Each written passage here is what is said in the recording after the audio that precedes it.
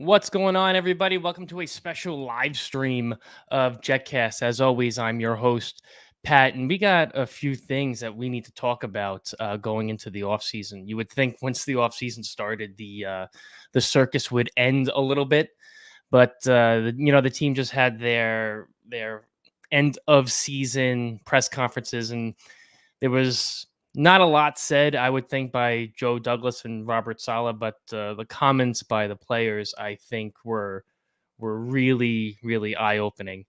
The team, in my opinion, is broken. And guys, there's no other way to put this. The team's broken, right? They're broken from an organizational standpoint. They're broken from a scouting standpoint. They are broken from a statistician's standpoint. I mean, Brees Hall ended up 6 yards short of 1,000-yard season. So there are multiple problems with this team, and it all goes back, in my opinion, I think, to Joe Douglas, right? So in his press conference, he pushed a lot of the blame back on himself, right?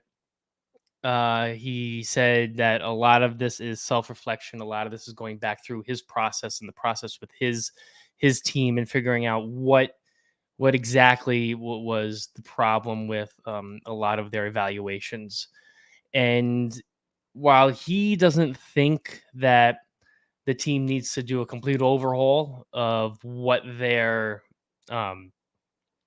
their process is, he thinks we can do a few tweaks here and there. I think it's a little deeper than that. I think that the pro scouting and the draft scouting is broken at the core. There's certainly problems there.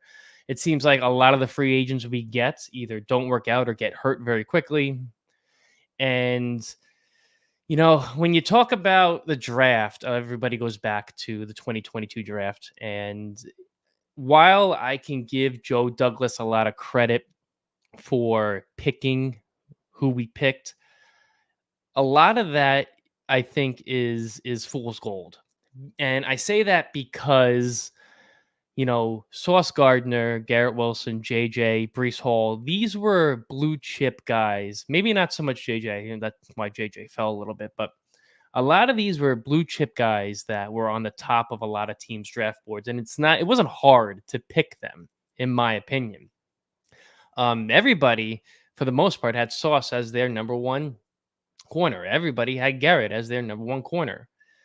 A lot of people had Brees Hall as their number one running back. And it's not rocket science to pick those guys, right?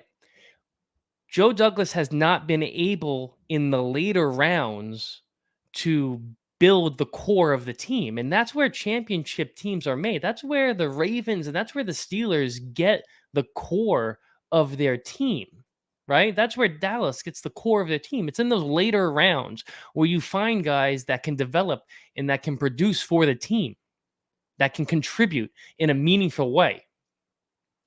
And it just hasn't happened for the Jets. Outside of Jeremy Ruckert, who has started to come on the last this year, I'm having difficulty finding a late round or mid round pick that Joe Douglas has made that has contributed in a significant way. And these picks really should have been, in my opinion, should have been really directed towards the offensive line, because we know the offensive line is the problem. We know the offensive line is the Achilles heel, no pun intended, of not only the offense, but the team as a whole. So, he does put the blame on himself, Joe. And he made it clear also that Zach's not going to be on the team, and we knew that was going to happen, right? We knew that he was going to be saying things that would lead us to believe that Zach's not going to be on his team. But if you really read into or watch the press conference, he goes into first saying that he had a conversation with Zach. Then he goes into saying that they're going to do what's best for the team, right? And then later on the press conference, he says he believes and this is not quote for quote, but he says it's terrible that Zach never got the opportunity to sit behind Aaron and watch him play. He said never. So Zach is as good as gone, because if he wanted Zach, or if Zach was going to be here for another year behind Aaron, he wouldn't have said the word never, in my opinion.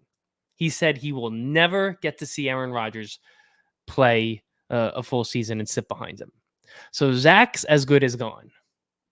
I think there were more systemic problems that led to Zach being not productive.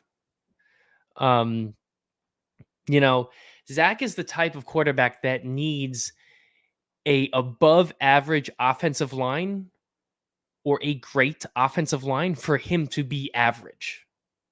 He's not the type of quarterback that's going to be able to lift the team up like, say, Aaron Rodgers would be able to.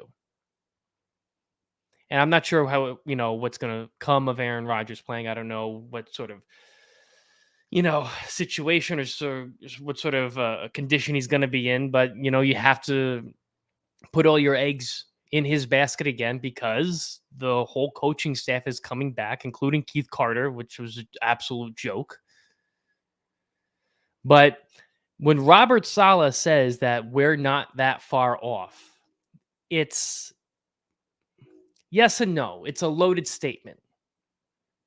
I think the team is completely different with another tackle, or a tackle you can trust, and a wide receiver too. In the draft, I think Aaron Schultz of ESPN. I'm sorry, I'm talking about a different article. It looks like the latest mock drafts that I saw on ESPN had us taking the kid out of Penn State. So my offensive line going into next season, I would hope, would be a rookie left tackle, which is not the greatest thing, right? It's not the best thing to have a rookie left tackle. But if he's going to be an every down player and stay healthy, then I'm fine with it, because we can't trust Becton at this point, right? It's great that he lost all his weight. It's great for his health overall. It's great that he was able to stay healthy, somewhat healthy, for the majority of the year. But he's a turnstile. He can't stop a speed rusher. And we saw that at the end of the season. So Becton, if he wants to come back, it would have to be at a very minimum salary. And he's going to end up being the rotational tackle. So my offensive line going into next year, I would hope, is going to be the rookie left tackle. Lincoln Tomlinson is going to be our left guard, for no other reason that he was the only one that was healthy the whole season. He's the only one that you can actually trust. May not be able to trust him every play to block properly, right, and get the job done, but you can trust that he's actually going to be there. You can trust that he's going to stay in that position and stay healthy. Center, we obviously have Tippmann. I think he played very well. I think he played very well throughout the season. If he keeps building, he's going to be our center for the next decade. AVT is going to be our right guard.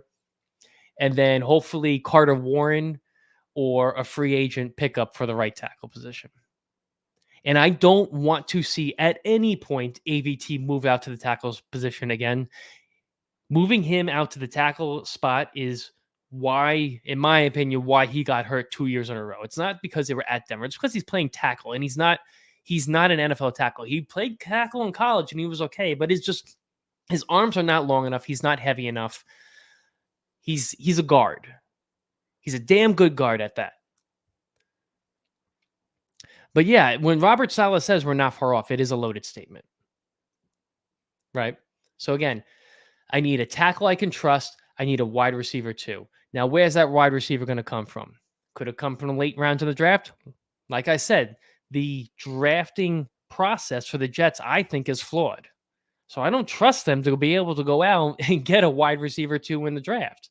They're going to have to get one in free agency or trade for Devontae Adams, which we'll get into with the rumors with him.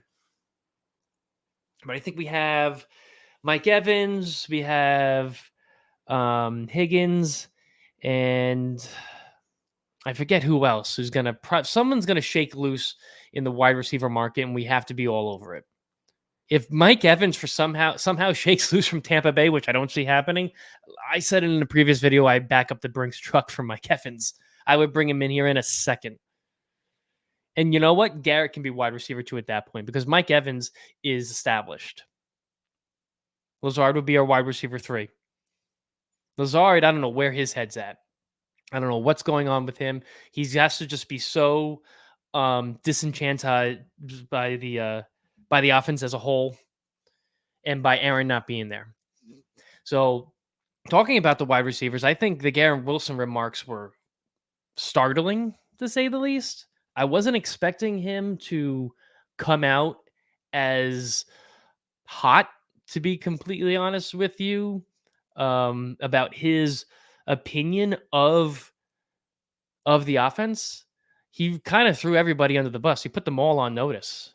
And if we're not careful, Garrett's gonna walk the second he gets a chance to. I really feel like Garrett feels it like he's one of us. I know Aaron can sit there in all of his, um, in his podcast, his press conferences, and tell the fans that he understands, and tell the fans that to stick with us. But I'm sorry, Aaron, you haven't been here that long, right? We've been here for decades upon decades. My first game was in '94. It was 6. I've seen a lot of bad football. And Aaron, I appreciate the comments, but you just don't get it. Garrett Wilson, however, seems to get it. He says the offense is not supposed to be this hard. He sits on the sideline and he watches the other team's offense play, and they make it look easy against a good defense and who we have. He says the team doesn't make adjustments at halftime. We know that. We see it every week. And it's good that someone is actually at a press conference saying it. It's good that Garrett Wilson has the wherewithal to say that in a press conference and get it out there. He said it was the worst season of his life. He said it was the worst year of his life. I agree. This was probably one of the worst seasons I have ever seen. And we had Adam Gase as our coach. Like I said, if we don't fix it, he's going to walk. He's going to walk, and Brees is going to walk, and then we'll be back to square one. And everything we've tried to build up to this point is going to go down the tubes. But the team is not built for success because those intermediate rounds, those 3rd round picks, those 4th round picks, those 5th round picks are not contributing. They're not on the team. The core is not there. And we have a quarterback who needs a Hall of Fame, not Hall of Fame, but a Pro Bowl offensive line to be average. And that's not going to work in the NFL. Justin Burrow made it to the Super Bowl with one of the worst offensive lines in the league a few years ago. Why? Because the offensive coordinator knew how to use Joe Burrow's strengths in the offense. Get the ball out quick. And he had wide receivers that could get separation. Garrett Wilson can get separation. Lazard, if you actually watch the film, can get separation. But our quarterback is looking down at the line. He's seeing the rush coming. And it's getting in his head. Zach may be a good quarterback on another team. And I know Coach Salas says he's going to be a good quarterback in this league for a long time to come. I don't see it. He's going to be a backup at best. I don't think there is an organization out there that can actually fix the problems with Zach. I was always of the opinion that we should have kept Sam Darnold, but that's a conversation for another day. I mean, right now, if you had Sam Darnold, I think you have a playoff team. Let's get into some rumors that have already started in the offseason. I feel like we're at peak Jets offseason already. The rumor mill is already all over the place. We had Devontae Adams liking a Thomas Morstead tweet about Garrett Wilson taking Morstead's number 5. He's since deleted the like or unliked it, but it was still there. It was screenshotted. It was shared everywhere. I don't think we have the draft capital to get Devontae here. Las Vegas does not have the incentive to actually move him.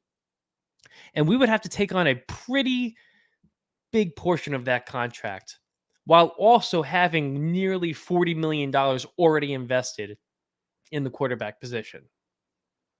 So that's a tough sell for me. it makes more financial sense for Vegas to do it next year, not this year. So I would hope that uh, it could happen down the line, but I don't think it's going to happen this year. I don't think we have the pieces. I don't think we have the financial ability to do it. So talking about wide receivers, I saw a article by Aaron Schultz on ESPN saying that the Jets should make another swing at OBJ. He's going to be a free agent after this year. I'm not opposed to it. Get him on a veteran minimum contract. I could see OBJ on this team being a wide receiver too and actually making a good contribution. Hell, make him a wide receiver 3. And like I said, try and bring in a Higgins. But it's not going to come from the draft. Not the way this draft process, scouting, not with this broken scouting process. I think Joe Douglas has a lot of work to do because clearly their decision making is flawed somehow.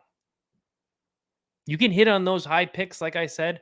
It's easy to pick guys at the top of the draft, I feel like. A lot of times you go best player available. It's easy to hit at the top of the draft. It is very difficult to find those players lower down that are going to actually make contributions.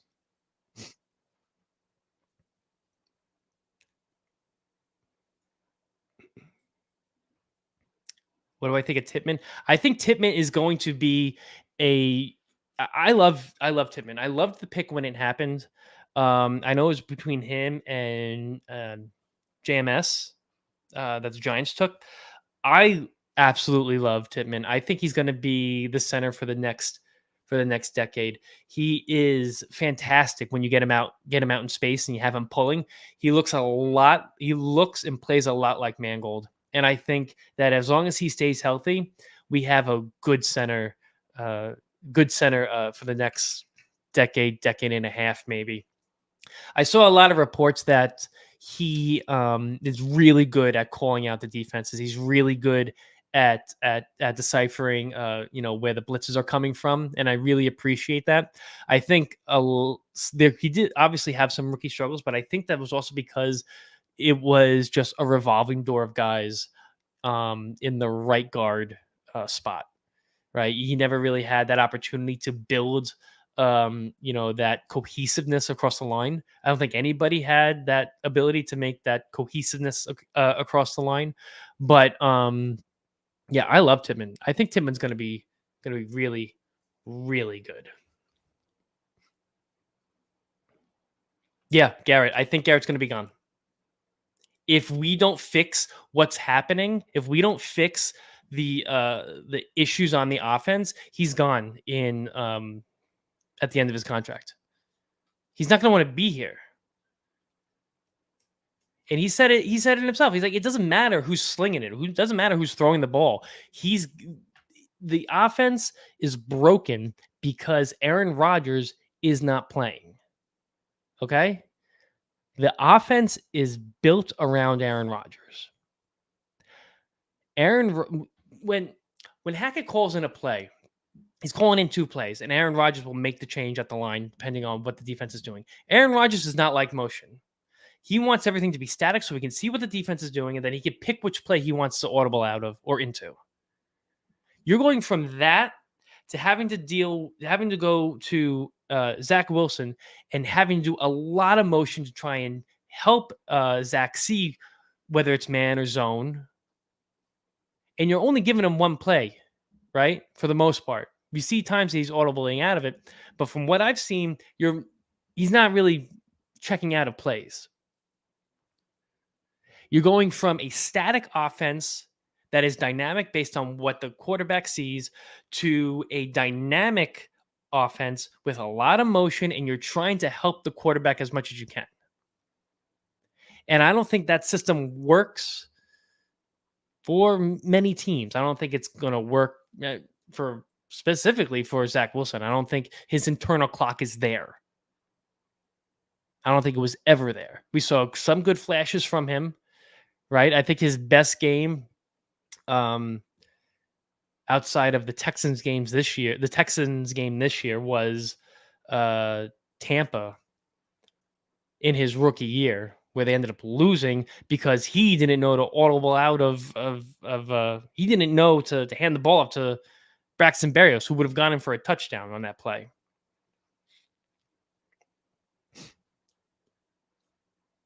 Aaron talks about needing to get the BS out of the building. I don't know if he's talking about the rumors of Zach Wilson not wanting to play, or the nonsense on the sideline of like Clemens pointing at the crowd and saying "F you" to everybody in the crowd.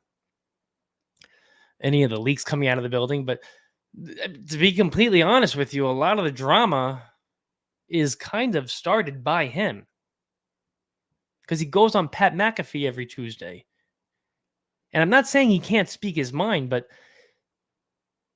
picking fights with Jimmy Kimmel is just not conducive to keeping the main thing, which is what Robert Saleh wants to do. So Aaron has to look at himself and tamp down the nonsense that he's starting. And you talk all about wanting to get the BS out of the building, but if you don't do it yourself, then I don't know what to tell you guys. Breece Hall is going to be, as long as he doesn't leave because he's fed up like Garrett Wilson, Breece Hall is going to be if he keeps going on this track, his name's going to be up on the Ring of Honor one day. I think it's very appropriate that he took Barry Sanders' number 20. I feel horrible for him that he didn't get his 1,000-yard rushing season. It was 994. Again, ridiculous that the team can't add, and that there was a statistician error at the end of that game. It was 20 seconds left. You should have called a timeout, double-checked the numbers, and handed the ball off a few more times just so he could have gotten it. But 1,500 yards total is phenomenal for a second-year player. And we leaned on him a lot at the end of the season. And I was worried that his knee wasn't going to hold up, but his knee was fine. He is that back that you can have on all three downs.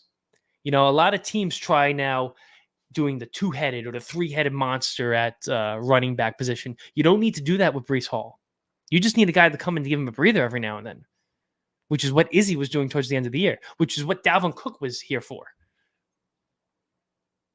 But Breece Hall could be this generation's Curtis Martin. I'm not saying he's going to be a Hall of Famer. I'm not saying he's going to be top 5 in all-time rushing. I'm not saying that. We're not there yet. But next year, I expect him to be a top 3 running backs in the league. If you can get the offensive line situated, he was putting up rushing yards and all-purpose yards against this shoddy offensive line. You fix this offensive line, you start opening up holes for him, look out. Look out. Breece Hall, if I had to guess, is going to be somewhere around 1,300, 1,200 yards next season. If I had to guess. He's one of my favorite players.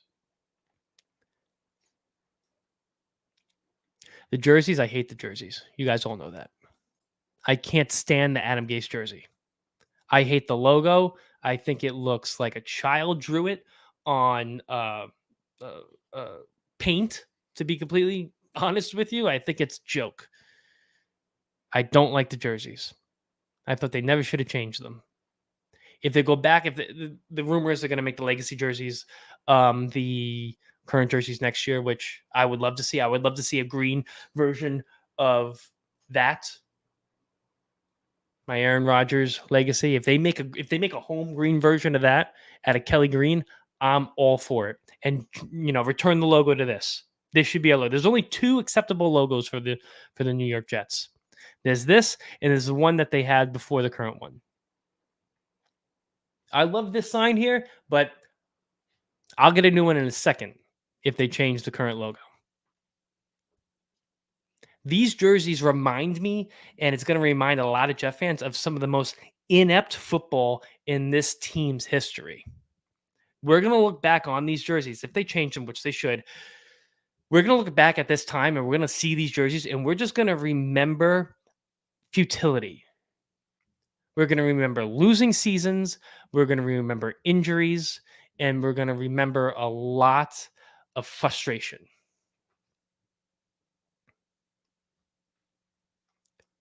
And at this point, the only people we have to look forward to or hope that can change the situation are two people. That's Joe Douglas to fix his process, and that's Aaron Rodgers to get his act together, stop creating drama, and just score touchdowns. There's been a lot of a lot of head coaches throughout the years. I think Joe Beningo said this on one of his spots on WFAN. There's been a lot of coaches, Hall of Fame coaches, in their first 3 years have had losing records, pretty bad losing records, including Weeb Eubank. I think he also said Tom Landry, and then go on to become fantastic coaches for the team that they are currently coaching for. Today in this league, after 3 seasons, if you're not cutting it, if you have a losing record, you're out. So there is something to be said about consistency and keeping the same guys around. Except Keith Carter. I don't think he should be the offensive line coach. I understand there was a lot of injuries that affected his ability probably to coach, but I don't think he's worth keeping. I think Hackett needs to get rid of him. And it should be Hackett's decision, honestly, because that's the way the hierarchy goes on the team. Remember when we had the head coach and the general manager were like on even playing fields, and they both reported up to the owner? That was a joke. I'm very happy that they changed the structure like this. But you know, Robert Saleh and Joe Douglas were never going to get fired this year. They just weren't. They were going to get a mulligan because Aaron Rodgers went down. And you weren't ever going to have a situation where Joe Douglas was going to fire Robert Saleh, then pick a new head coach while Douglas only has 1 more year in his contract. Is either both of them going or both of them staying. You were never going to have a situation where Joe Douglas would go hire a new head coach, and then he's only got 1 more year in his contract. Because then you end up in a situation where you got to let Joe Douglas go if he's not doing his job. And then you have the situation like when we had Rex Ryan had to be married together with Idzik. Remember that? We kept the coach and we brought Idzik in and we tried making that marriage work and it just didn't. And for all the people that want Rex Ryan back, there's a reason why he's not in the league. He's got a nice cushy job on ESPN. He's fine there, but there's a reason why he's not in the league right now. Robert Saleh is going to be our coach next year. And guess what? If they win, let's say, for all intents and purposes, let's say Aaron Rodgers comes back. He's fully healthy. And this team wins 11, 12 games. Get into the playoffs. Who knows what happens? Everybody's getting extensions. Joe Douglas is getting an extension. Robert Saleh is getting an extension. They're all coming back. And you know what? In a situation like that, rightfully so. You know, people will say we never gave Zach Wilson a chance because he didn't have an offensive line. Well, guess what? We never gave Robert Saleh a chance because he never had a quarterback. I mean, you can't go wrong with having a Hall of Fame quarterback coming back and being your starter, even at 40, 41 at this point. As long as you can keep him upright, I trust Aaron Rodgers to actually score touchdowns and win games for us. But there's so many other things that go along with that. We need a better offensive line. We need to get the tackle positions set. We whiffed on Becton. Plain and simple. We whiffed on him. And he's going to be gone. He's going to be gone. Rightfully so. If he wants to stay here, because I know he's got a good relationship with Aaron, fine. But it has to be on a low deal. I'm not paying him, what a starting left tackle is getting on other teams. Because he's a turnstile. All right, so that's going to do it for me for today. That was a quick live stream. I wanted to get a lot of things off of my chest on what I felt about the remarks from the press conferences. I'm going to be doing this a lot more, guys. I'm going to be doing a lot more live streams. I want to help build the channel as much as I can. So please give us a subscribe. Give this video a like. I really appreciate it. It really helps me and Ray put this channel together. And until next time, go Jets.